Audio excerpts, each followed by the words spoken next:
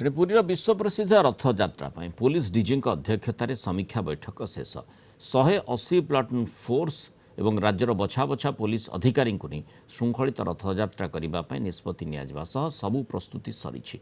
drone साहाय्य traffic व्यवस्था को नियंत्रण करा ट्राफिक व्यवस्था जानापी व्हाट्सएप चाट बोर्ड करा राष्ट्रपति द्रौपदी मुर्मू गस्त को नहीं स्वतंत्र टीम गठन करा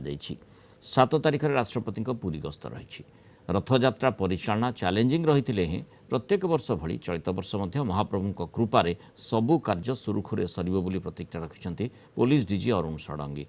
दक्ष अभिज्ञ एवं समस्त कार्यर सुपरिचालना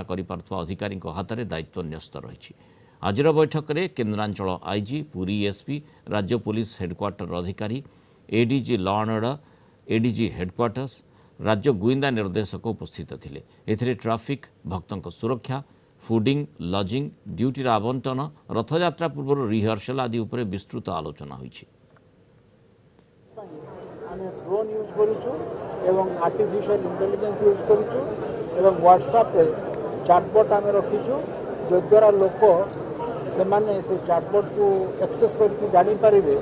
जे तांकर कोठी पार्किंग रो फुल हो जाइछि रास्तार कोठी डायवर्सन अछि एवं से माने विशेषकर भुवनेश्वर आसुँच